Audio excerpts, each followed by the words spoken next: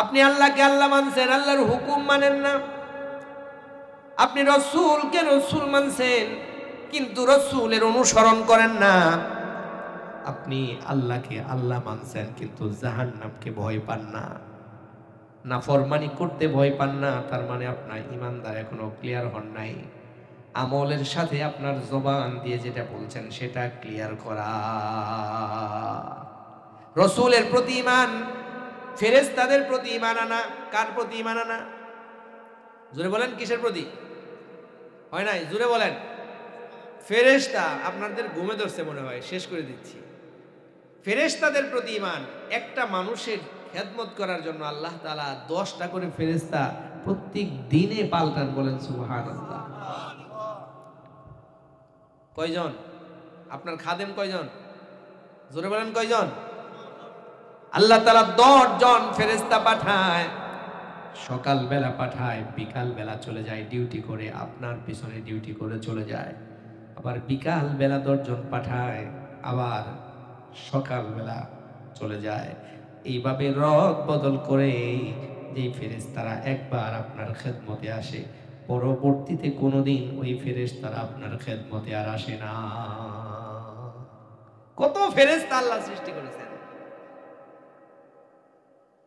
ফেরেশতা কি জন্য ঈমান আনতে হবে? এই যে 2 কাঁধে 2 ফেরেশতা, কিরামান কাতিবিন। এই ফেরেশতার ধারণা যদি আপনার থাকে, যদি আপনি মনে করেন আপনার বাবা আপনার সাথে আছে, আপনি কি খারাপ কাজ করতে পারবেন? বাবার সামনে কি জেনা করতে পারবেন নি? জোরে বলেন, পারবেন? মায়ের সামনে কি জেনা করতে পারবেন? আপনার ভাইয়ের সামনে কি জেনা করতে পারবেন? বাবার সামনে মদ খাইতে পারবেন? গাঁজা খাইতে পারবেন? সিগারেট খাইতে পারবেন না। কারণ বাবা দেখবে, বাবা মন খারাপ করবে, লজ্জা লাগে, শরম লাগে। বাবাকে দেখলে, মাকে দেখলে যেমন লজ্জা লাগে, আপনার যদি ফেরেশতাদের প্রতি পরিপূর্ণ বিশ্বাস থাকে, তাহলে আপনার মনে আসবে, জেহেনে আসবে, আমার 2 পাশে 2টা ফেরেশতা আছে। আমি কেমনে সুদের টাকা খাই, আমি কেমনে ঘুষের টাকা খাই, আমি কেমনে মানুষের আলের মধ্যে কূপ লাগাই, আমি কেমনে মানুষকে মুখ দিয়ে কষ্ট দেই, কেমনে ক্ষমতার পাওয়ার দেখিয়ে কষ্ট দেই। না না না, আমার কাঁধে 2 জন ফেরেশতা আছে, এরা তো লিখতেছে আমার খারাপ কাজ করা যাব না।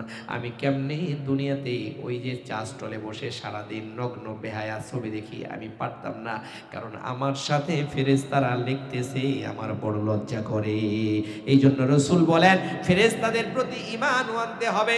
এছাড়াও কুরআনুল কারীমের প্রতি, আসমানি গ্রন্থ সমূহের প্রতি ঈমান আনতে হবে। কুরআনুল কারীমের প্রতি বিশ্বাস স্থাপন করার নাম হলো ঈমান। যদি যতগুলো আয়াত আল্লাহ তাআলা কুরআনুল কারীমে দিয়েছে, একটা আয়াতের একটা অক্ষরও মিথ্যা না। কথা বলেন ঠিক না বেঠিক? একটা অক্ষরও মিথ্যা না। সমস্ত অক্ষরগুলো, বাক্যগুলো, শব্দগুলো আল্লাহ তাআলার পক্ষ থেকে এসেছে, এগুলি পালন করা ফরজ। এই কিতাবের প্রতি বিশ্বাস স্থাপন করার নাম হলো ঈমান। আখিরাতের প্রতি, মৃত্যুর পর পুনরায় জীবিত হবে, আখিরাতের প্রতি বিশ্বাস স্থাপন করার নাম হলো ঈমান। এই ঈমান যদি কোনো ব্যক্তির থাকে, তাহলে আল্লাহ তাআলা বলেন তার ঈমান কমপ্লিট হওয়ার কারণে আমি তাকে জান্নাত দান করব। বলেন সুবহানাল্লাহ। নির্ভেজাল শিরিক বিহীন ঈমান। 2 নাম্বার হলো আমল। আমল, আমালের মধ্যে সর্বোত্তম আমল হলো নামাজ। কারণ কিয়ামতের ময়দানে প্রথম নামাজের হিসাবটাই নেওয়া হবে। সমস্ত কাজের উত্তম কাজ হলো আল্লাহর কুদরতি কদমে সিজদা দেওয়া। বলেন সুবহানাল্লাহ। আল্লাহর নবী বলে জুইলাত কুররাতু আইনি ফিস সালাহ, নামাজের মাধ্যমে আমি চক্ষুর শীতলতা পাই। নামাজ পড়লে আমার অন্তর ঠান্ডা হয়, কলিজা ঠান্ডা হয়, নামাজ পড়তে ভালো লাগে। আর আমাদের নামাজ না পড়লে ভালো লাগে। ঠিক না ভাই? ঠিক বললাম? নামাজ না পড়লে ভালো লাগে। কিন্তু আল্লাহ তাআলার নবী মুহাম্মদুর রাসূলুল্লাহ সাল্লাল্লাহু আলাইহি ওয়াসাল্লাম বলেন নামাজ আমার পছন্দের, নামাজ আমার প্রিয়।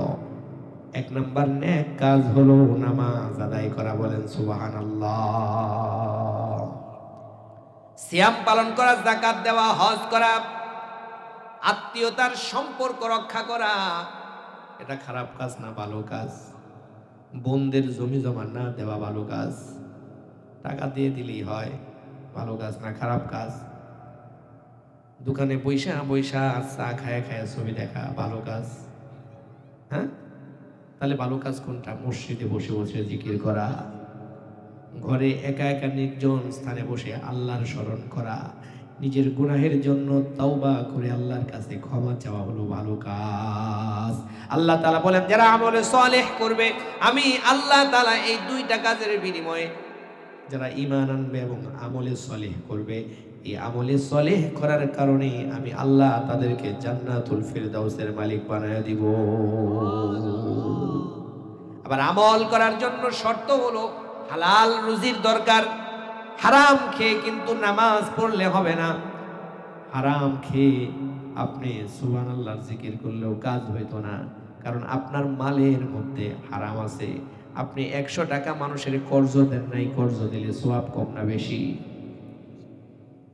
কর্জ দিলে বেশি। আমি ওই মাহফিলেও বলছি, যদি কোনো মানুষ দান করে তাহলে 1 টাকায় পাবে 10 টাকা। কয় টাকা? 10 টাকার সওয়াব। যদি ধার দেয় তাহলে 1 টাকায় 20 টাকার সওয়াব পাওয়া যায়। ধার দেয় না, সুদ দেয়। 1000 টাকা কোন রকম রেডি করে সুদ লাগায় দেয়। আবার শুক্রবারের দিন নামাজ পড়ে, যারা নামাজ পড়ে না নামাজের বিপক্ষে আবার ফতোয়াও দেয়, না না এটা হবে না, প্রত্যেক মানুষ যেন মৃত্যুবরণ করবে, যেহেতু জাহান্নাম থেকে মুক্তি পেয়ে জান্নাত পাইলে সফলতা। এই জন্য প্রত্যেক মুমিনের উচিত হলো আল্লাহ তাআলার কুদরতি কদমে সিজদা দিয়ে ভালো কাজ করে জান্নাতের মালিক হওয়া। কথা বলেন ঠিক না বেঠিক? এই যে আজকে মৃত ব্যক্তিদের উদ্দেশ্যে আয়োজন, হ্যাঁ, এলাকার মুরব্বী যারা চলে গেছে তাদের দোয়ার জন্য এই আয়োজন। এখন বলেন তো দেখি, এই মুরব্বীদের জন্য আমরা কি করতে পারি? আমাদের কি করণীয়? আমাদের কাজ কি? কি কাজ করলে আমাদের মুরব্বী যারা আছে, আমাদের পিতামাতা যারা আছে, এরা কবরে বসে বসে সওয়াব পাবে? মানুষ মারা গেলে ইদা মাতাল ইনসান ইন কতা আনহু আমালু ইল্লা মিন সালাস। 3টা আমল ব্যতীত সমস্ত আমল বন্ধ হয়ে যায়। এছাড়া অন্য হাদিসে 6টা আমলের কথা আসছে, আরো অনেক আমলের কথা আছে, তবে স্পেসিফিক ভাবে 3টা কথা স্পষ্টভাবে বলে দেওয়া হয়। এটা হলো 1 নাম্বার হলো সাদাকাতিন জারিয়া। সাদাকাতিন জারিয়াতিন। সাদাকা কি? সাদাকা আপনি ওই রাস্তায় ধারে, আপনার মাদ্রাসায়, মসজিদে বিভিন্ন জিনিস দান করেছেন, যেটার মাধ্যমে মানুষ উপকৃত হচ্ছে, ইসলাম প্রচার প্রসার হচ্ছে, ইসলামের কাজ হচ্ছে। তো এটার মাধ্যমে আপনি কিয়ামত পর্যন্ত সওয়াব পাইতে থাকবেন। বলেন সুবহানাল্লাহ। আও ওয়ালাদিন সালিহিন, নেক সন্তান। 2 নাম্বার কি? নেক সন্তান।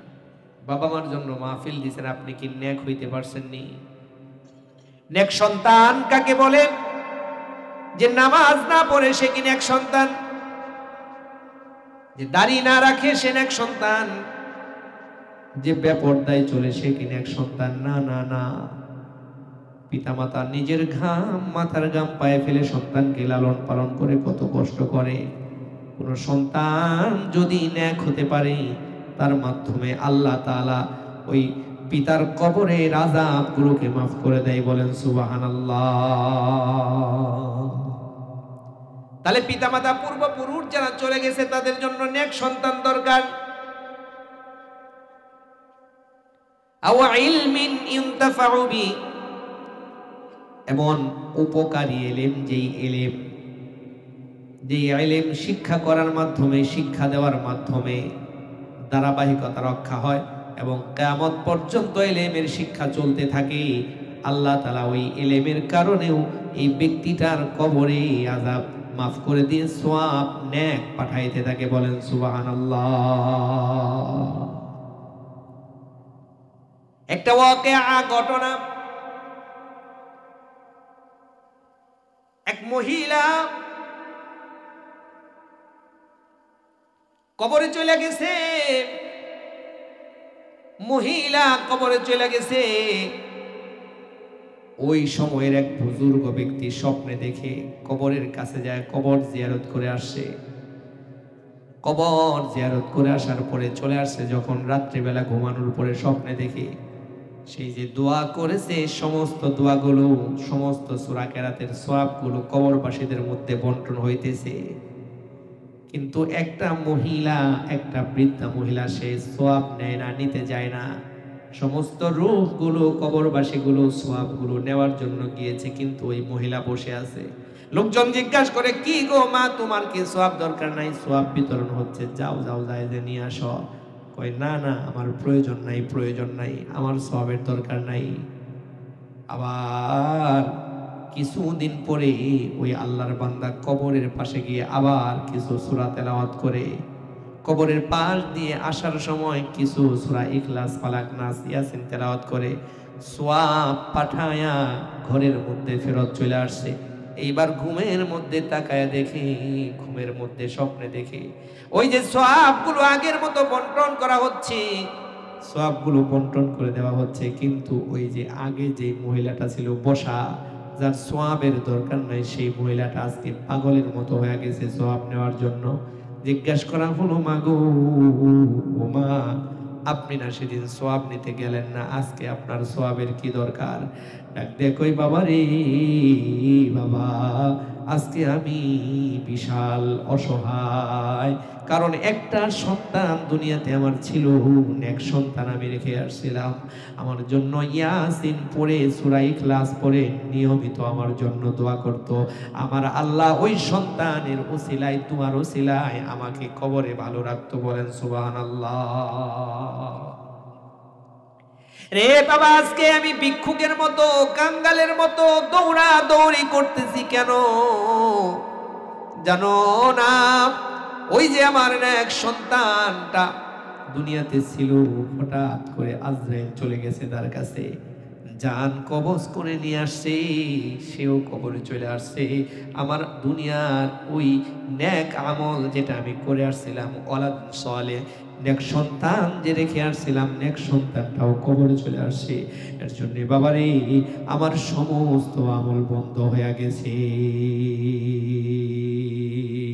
মাও নাই যার, বাপ নাই যার সংসারে, মাও নাই যার, বাপ নাই যার সংসারে, কবরেতে আযাব দিও না আল্লাহ তাহাদের, কবরেতে আযাব দিও না আল্লাহ তাহাদের। এই জন্য নেক সন্তান যদি হয়, কবরের কাছে গিয়ে দুটি হাত তুলে মুনাজাত করলে আল্লাহ তাআলা সাথে সাথে সন্তানের দোয়ার ওসিলায় মার কবরের আযাবকে বন্ধ করে দেয়।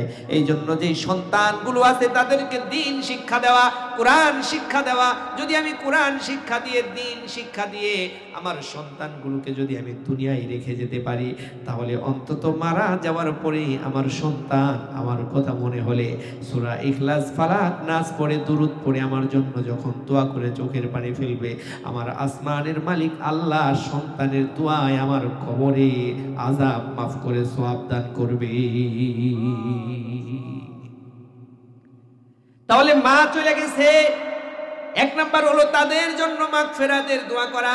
আল্লাহ, মা আমারে 10 মাস 10 দিন গর্ভে রেখে নিজের জীবনটা বাজি রেখে আমাকে দুনিয়াতে ভূমিষ্ঠ করাইছে।